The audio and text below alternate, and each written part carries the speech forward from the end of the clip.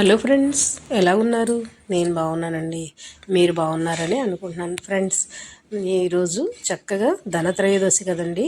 లక్ష్మీ కుబేర్లకైతే చక్కగా పూజ చేసుకొని ఇంకా మొదటిగా మీ అందరికీ కూడా ధనత్రయోదశి శుభాకాంక్షలు, అలాగే నరక చతుర్దశి శుభాకాంక్షలు, దివాళీ శుభాకాంక్షలు అండి. మీ అందరూ కూడా ఆయురారోగ్యాలతో అష్టైశ్వర్యాలతో పిల్ల పాపలతో హ్యాపీగా ఉండాలని మనస్ఫూర్తిగా కోరుకుంటున్నానండి. ఎందుకంటే ఈ ధనత్రయోదశికి ధనాన్ని ఒకటే ఇవ్వాలని పూజ చేయరండి. ఆరోగ్యాన్ని, ధనాన్ని, ఐశ్వర్యాన్ని, ధాన్యాన్ని ఇవ్వాలని అయితే లక్ష్మీ కుబేర్లకి, కుబేరస్వామికి, ధనవంతరికి, లక్ష్మీదేవికి పూజ చేసుకొని ఇలాగా మనం లక్ష్మీ కుబేర కుండలు అయితే పెట్టుకుంటే చాలా మంచిదండి మన ఇంటికి. సో దొంతు కుండలు కూడా అంటారు వీటిని. అందుకు చక్కగా ఒక దాంట్లో బియ్యము, ఒక దాంట్లో పప్పులు, ఒక దాంట్లో ధనము కూడా మనం పెట్టుకొని స్వామి కుబేర స్వామికి ఈ కుబేర కుండలు అయితే మనం అక్కడ పెట్టుకోవాలి.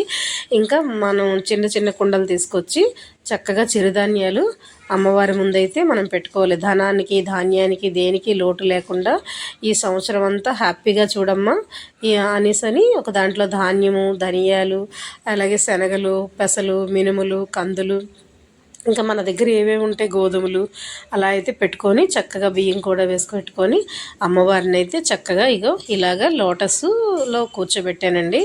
ఈరోజు ఉన్నవాళ్ళు ఏంటంటే బంగారం కొనుక్కుంటారు, లేదు అంటే వెండి కొనుక్కుంటారు.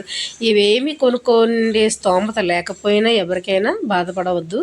సో చక్కగా మనం ఇంట్లోకి ఏమైనా కావాలంటే అంటే చిరుధాన్యాల బియ్యము, ఉప్పు, అలాగే బెల్లము, ఇంకా ఆవు నెయ్యి, ఇలాంటివి ఏమైనా కూడా సరే లక్ష్మీప్రదంగా ఉన్నవి ఏమైనా కూడా మనం తెచ్చుకోవచ్చండి.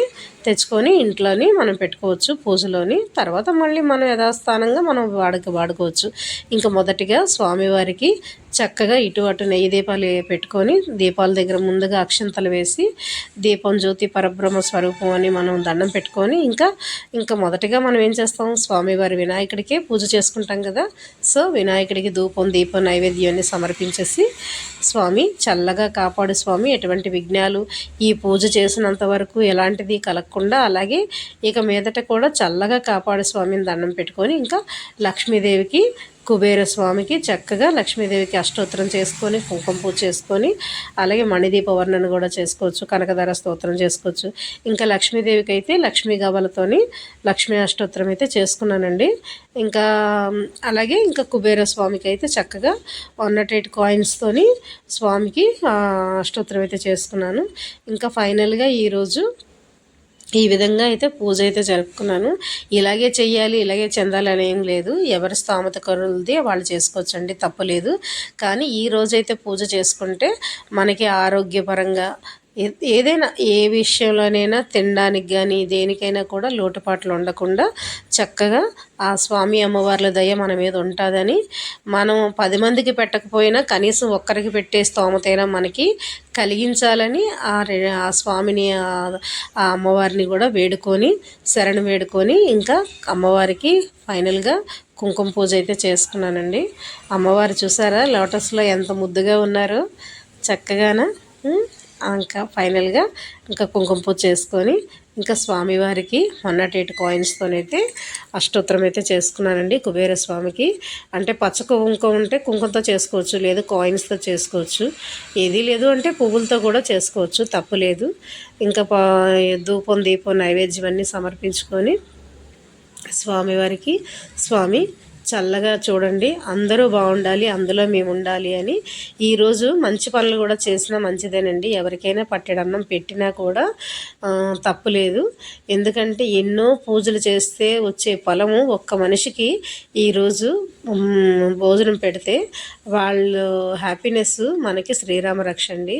మనకి, మన కుటుంబానికి, మన పిల్లలకి కూడా చక్కగా అండదండలుగా ఆయురారోగ్యాలుగా జీవిస్తారంటారు. అందుకు మూగ జీవరాశులకైనా లేదంటే ఎవరైనా వృద్ధులకైనా మీకు తోచిన కాడికి ఏ ఒక్కటైనా సహాయం చేయండి. సహాయం చేసింది ఊరికనే పోదండి. భగవంతుడు రెట్టింపు వేగంతో మళ్ళీ అది మీకే వస్తుంది. అయ్యో అయిపోతుంది అనే మాట మాత్రం ఎప్పుడు కూడా అనుకోకూడదు. సో ఏది శాశ్వతం అండి? ఏది శాశ్వతం కాదు. మనం ఉన్నన్న రోజులే ఆ భగవంతుడికి మనకి ఉన్న రుణానుబంధం. ఏదైనా ఆ దేవుడు ఎల్లవేళలా మనల్ని చల్లగా చూస్తున్నాడంటే ఆ దేవుడి దయ ఉండబట్టికే కదా. అలాగే మనం కూడా తోచినంత వరకు కూడా ఎవరికైనా కాస్త ఉపయోగపడితే మంచిదే. ఏమంటే మనము ఎప్పుడు కూడా మన స్వార్థంతో ఇదవ్వకూడదండి. అందుకు చక్కగా అమ్మవారికి అయ్యవారికి దండం పెట్టుకొని మీకు కలిగింది తోచింది ఎవరికైనా కాస్త పెడితే తప్పు లేదండి. ఇంకా స్వామివారికి చక్కగా సేమియా పాయసం చేశాను.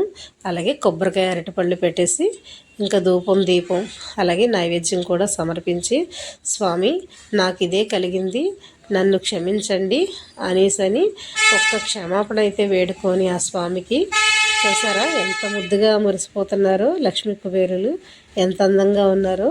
అమ్మవారికి మనకి కుడివైపున చక్కగా కుబేర కుండలు అయితే ఏర్పాటు చేసుకుంటే చాలా మంచిదండి. ఈ కుబేర కుండలు మళ్ళీ ఏం చేయాలి అని మీకు డౌట్ రావచ్చు. సో ఉంచేసుకుంటే అలాగే దేవుడి మందిరంలో ఉంచేసుకోవచ్చు. లేదు అంటే దివాళీ అయిపోయిన తర్వాత మీరు పక్కన పెట్టేసుకోవచ్చు.